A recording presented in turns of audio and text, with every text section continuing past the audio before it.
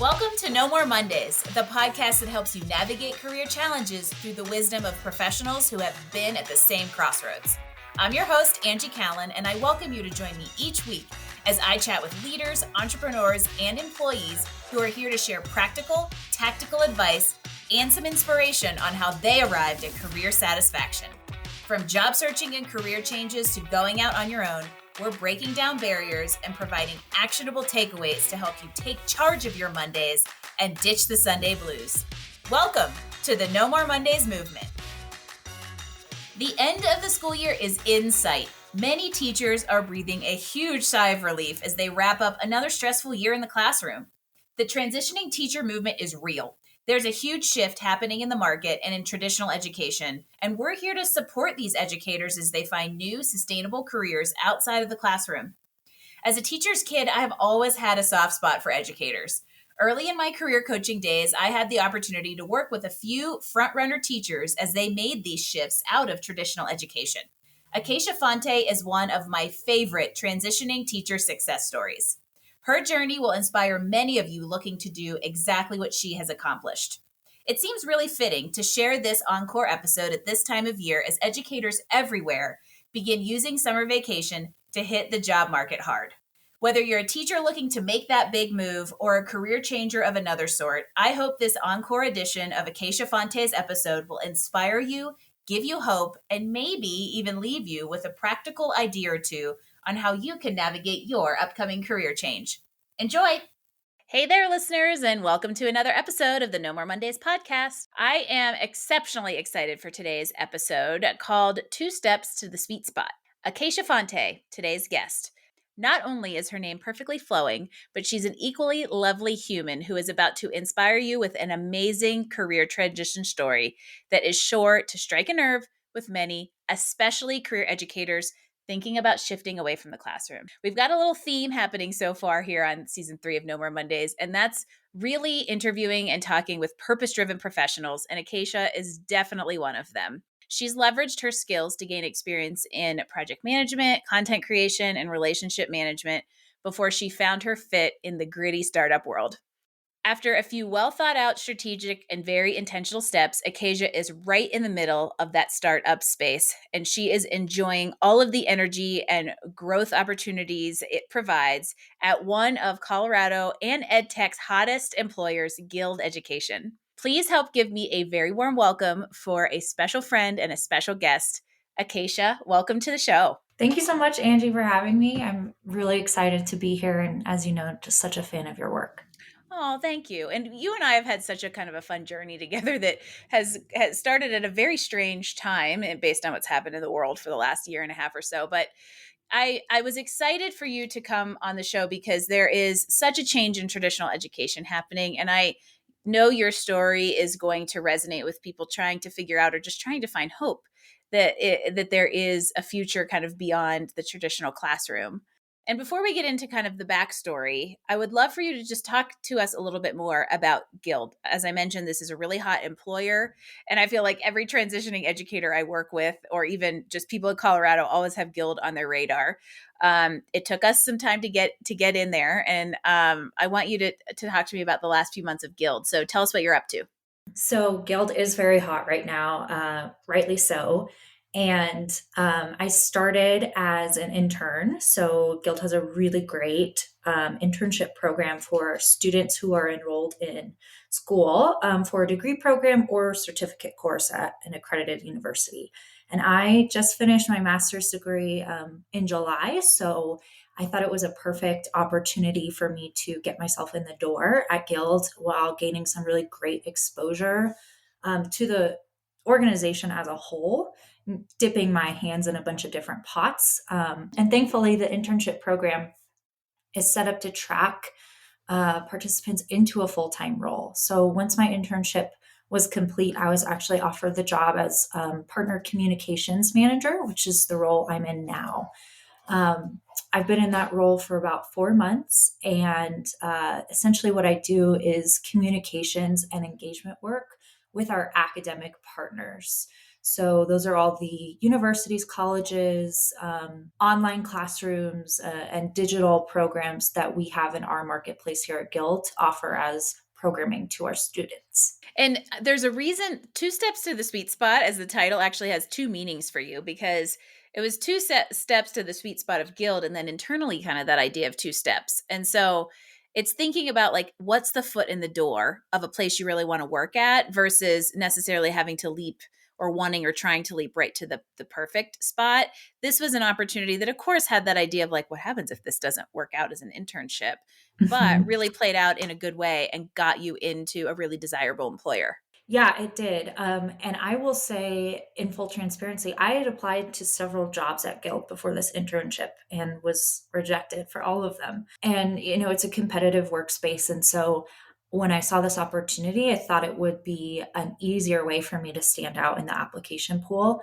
And that proved to be true. And, whether a company has an internship program or not, there may be different sort of opportunities that someone can think through strategically to find where that opening is a little more wide for them rather than just shooting into the ether their application. Just to clarify, you weren't even shooting into the ether. Some of those rejections even came with internal referrals. So when you're Yep. trying to work your way into these kind of like, I'm going to say larger or more desirable, very competitive employers, you got to really be open to working all the angles. Yes, 100%. And that's true internally now that I'm there as well. I've referred some people who've been rejected. And so, my advice, if you're interested in Guild or really any other place of work, is just keep at it. If it's something you're really mission aligned to or your values are aligned to it and you think is the right place for you to be.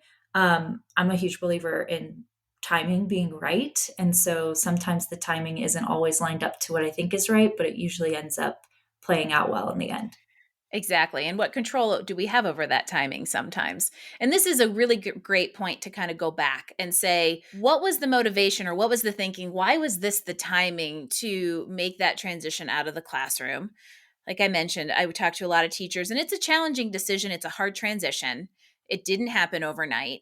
How did you get from the classroom to here? Well, I want to start by saying to any educator who's out there listening, it is not an easy decision. People get into teaching because their hearts are in it and they're very student focused. And unfortunately, because our country doesn't place a lot of value on our public education system, there tends to be a culture of because employees are undervalued monetarily, they're overvalued or over messaged about sort of being a hero in the workspace or all in it for kids. And if you leave, you won't find fulfillment anywhere else, that sort of a thing. And so I remember frequently just being bombarded by that type of messaging and feeling a lot of guilt and stress around my desire to want to leave and break into something else. And ultimately, it just got to the point I was in a place that had a really not so great workplace culture. And there were some events that took place that were just the cherry on top for me. And so I reached out to Angie because I knew I was going to need help navigating that transition, particularly as an educator.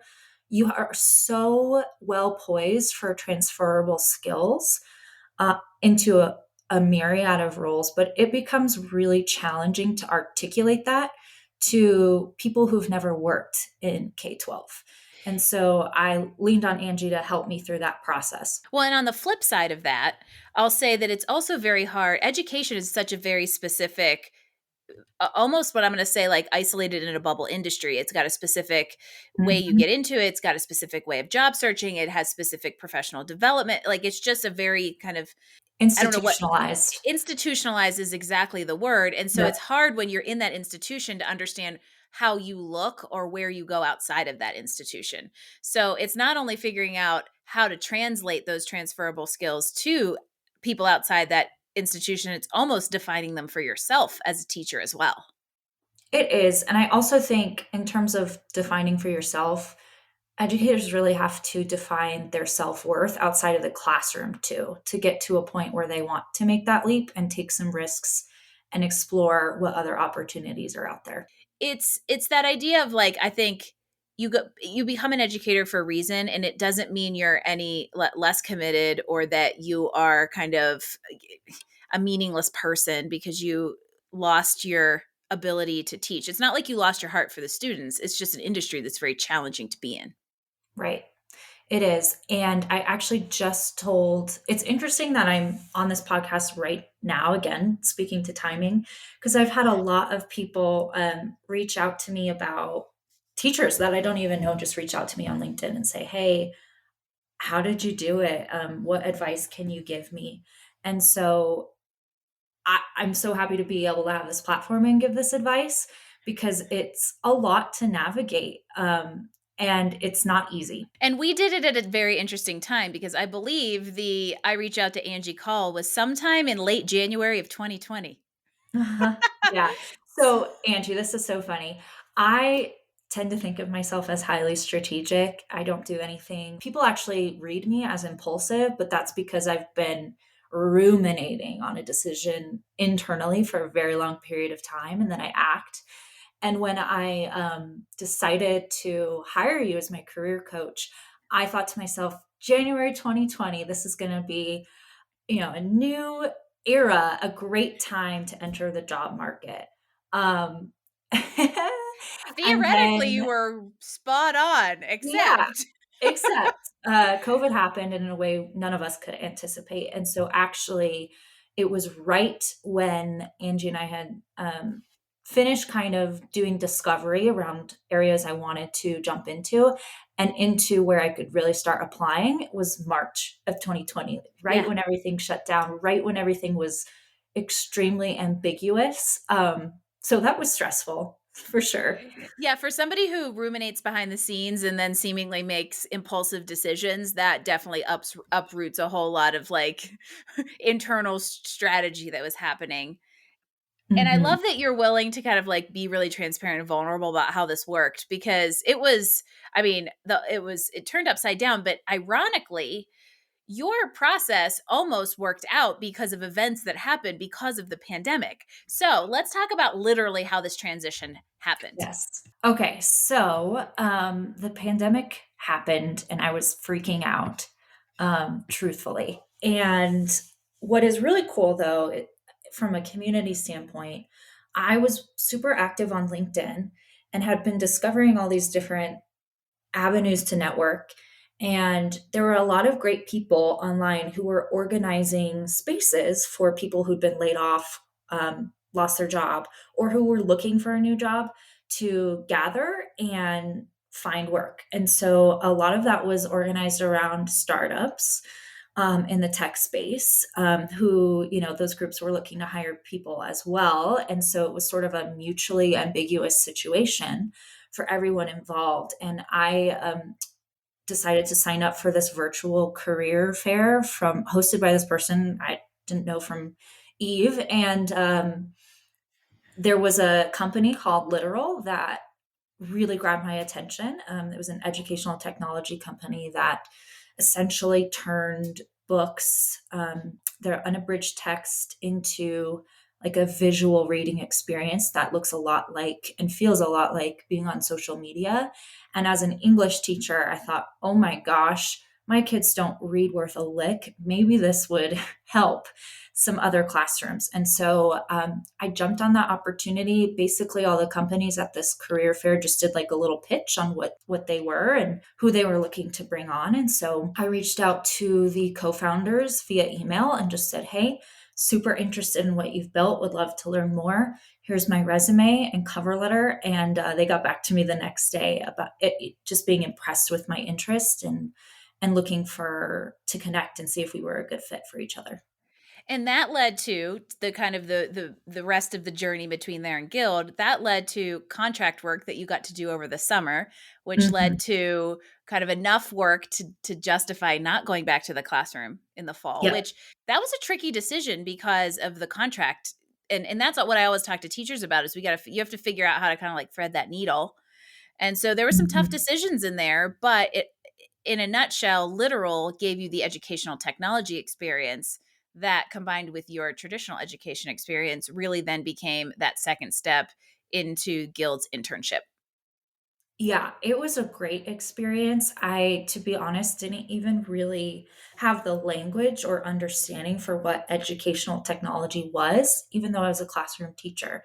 And so once I was exposed to this whole other industry and was able to dip my hands into the work a little bit, and I ended up spending a year with Literal, I felt like I learned 3 years worth of experience in my 1 year's time. And so once I saw the guild opportunity, I felt well positioned enough to be able to articulate that growth and experience and professional development and use it to really showcase my talents at guild. And I think this is just a really important message for job seekers of any kind, or people looking to make that like pivot, shift, or bigger change. And that is sometimes it requires an interim step, whether that's an interim step to change your function, whether that's a middle step to change industries and get exposure. Sometimes two steps can lead to a better outcome than if you just try to take the full leap at the beginning.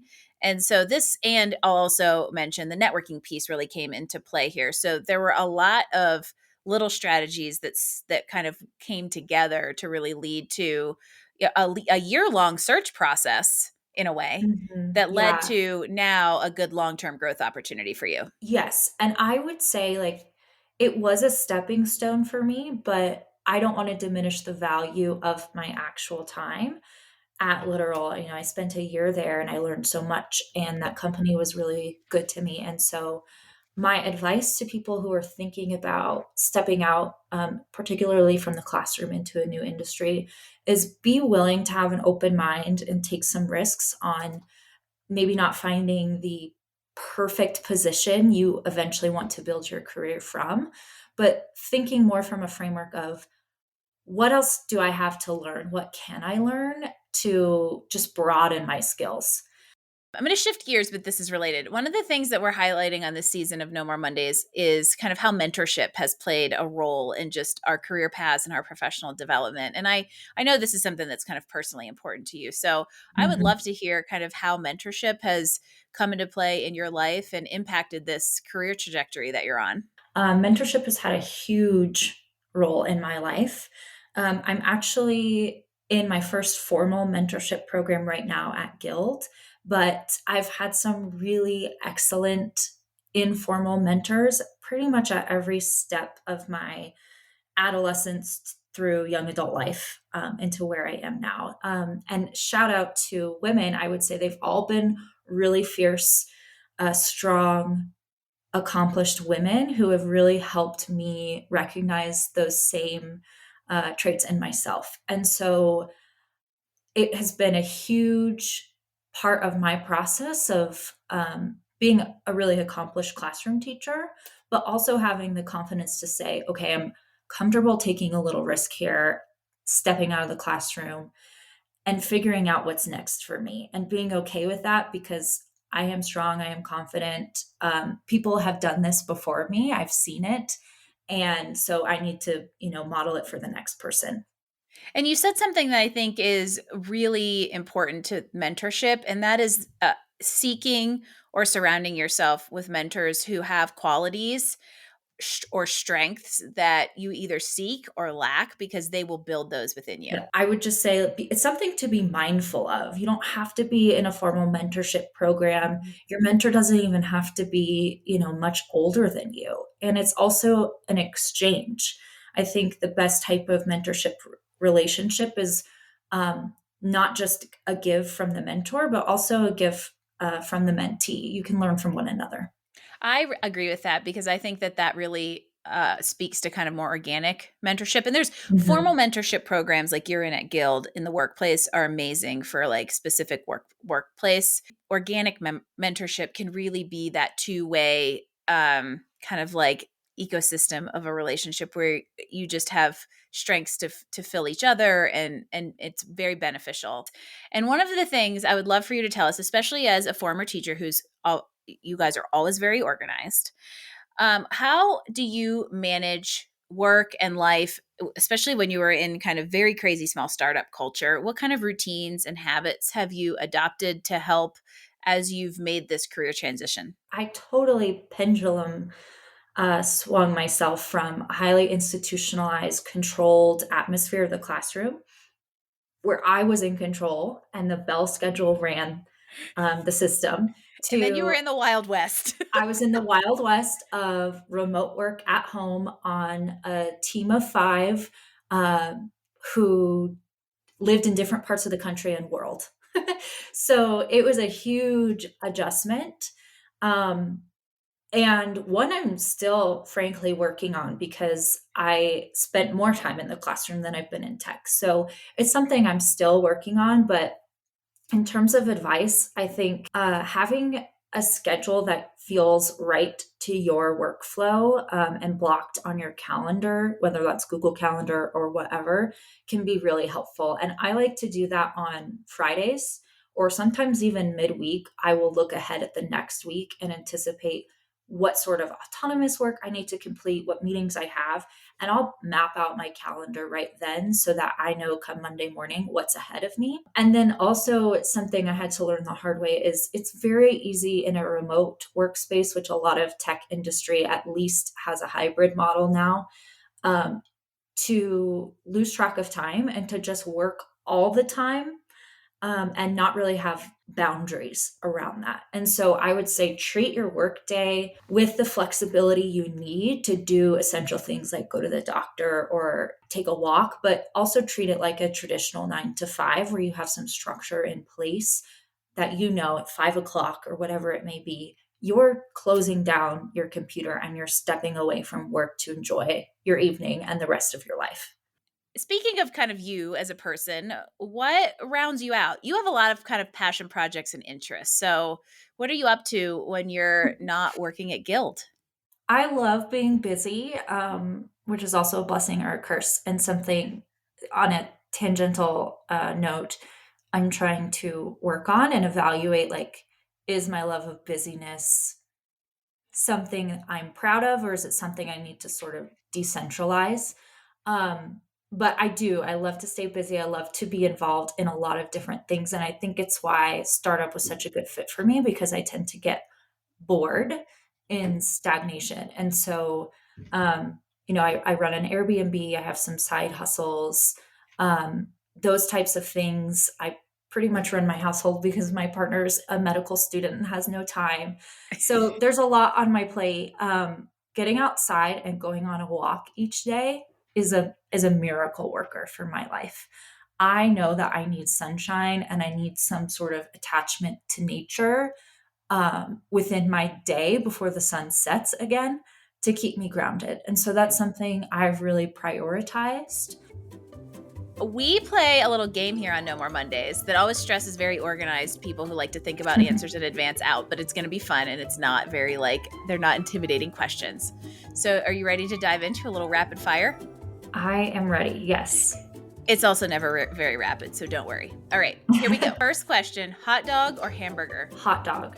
Give us a favorite movie. It's a Wonderful Life. What's your most memorable travel destination? Well, without going into too much detail, my most memorable travel destinations were my college trips to Rocky Point that I would take with my friends. I can hear a tone in the voice that says we're not going to discuss any details there. It didn't. It was fun. The next question I've been excited to ask you since the beginning, which is a great book recommendation. One book I recommend to every single person that I get the chance to is Just Mercy by Brian Stevenson. So I think it's a great one to read as a human, as a citizen. Pick it up as soon as you can. And if you choose to indulge in a snack, what's your favorite junk food? Nachos. Oh, Acacia. Now I want to go to happy hour and have nachos and a margarita. Yes, please. That is like my happy place. I would love to also have a great podcast recommendation. I have really been trying to learn a lot more about finances recently. So I really like the You Need a Budget podcast. I'm ambitious about growing my knowledge, and You Need a Budget is really great because the longest episode there is maybe 45 minutes, but a lot of them are 5-7 minute clips of just listener questions around all things finance. And of course, this is a show about Mondays, so what's the first word that comes to mind when I say Monday?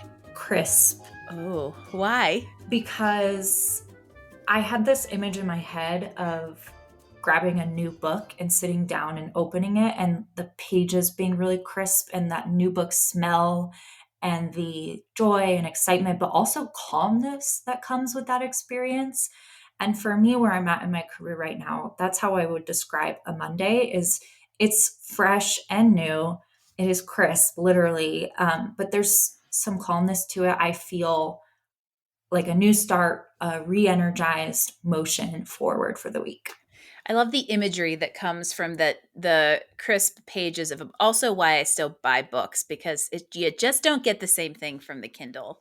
But I love the No. imagery that comes from that idea of like sitting down at the start of the week and during your morning routine, opening a new book and the smell of it and the feel of the pages. So a really good kind of like vision in my mind of exactly what you mean by the word crisp. And as we just kind of start to wrap things up, I would love for you to let everybody know kind of how they can follow your journey. I love that you're active on LinkedIn. Let everybody know how to kind of find you and just continue to soak up the knowledge that you've gained through this career transition. Yeah. So, number one, I actually stepped away from social media about 6 months ago intentionally, and do not miss it. And so, when I say social media, I'm talking the average social platform: Facebook, Instagram, that sort of thing.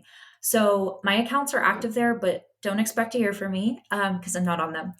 So, please do connect with me on LinkedIn. That is a space I'm very active. It's a place I like to learn and grow and know about what's happening um, in different industries and connect with other people to help them or to ask them questions. So hopefully, Angie, you can link my profile in there. I'm a big Absolutely. believer in intentional connection. So what I mean by that is I don't have to know you personally to connect, but is that connection going to benefit you in some tangible way or vice versa? And if so, I'm really open to that. And yes, we're going to link you in the show notes. And also, you can find Acacia connected to me on LinkedIn. And not only is everything you just said a very great kind of perspective to have on just networking in general, but Acacia's done a great job of being a kind of thought leader and and engaging a LinkedIn network as an employee versus an entrepreneur. So you can learn, like, just go visit Acacia on LinkedIn, check out what she's up to, because you've done a really great job of leveraging that platform and kind of having a presence there, when sometimes people have a hard time doing that when they're employed and don't know what to post. So you've got some great examples people can learn Yeah, from too. thank you. Yeah. And I'm just for those who are maybe overwhelmed by that, I didn't have a LinkedIn until I decided to leave the classroom in Yeah. January 2020. So I just plugged in, did a deep dive, learned everything I could, and had fun with it. And the fun really helped me, stay connected to the goal. Yeah. And if you're a teacher and you want to connect with me, I get lots of people asking about how I made it out. And it's very important for me to pay that information forward. So please don't hesitate. And as if you have not given educators and just anybody looking at making a career change enough great advice throughout this conversation, take us home? What is your biggest piece of wisdom to help our listeners get one step closer to a more enjoyable career? Listen to your gut. And that's sort of countercultural in the world of business and the world of job searching. There's a lot of strategy and tactics that go into play there, and those are important. But at the end of the day, I think intuition is incredibly undervalued.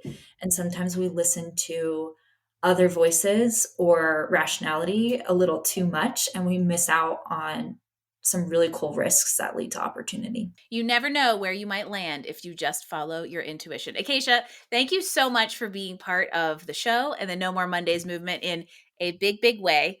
It has been such a pleasure to kind of share your story with everybody. And I know it's going to inspire a lot of people who feel like change isn't possible, but you're a great example that it is. So thank you so much for being part of the show.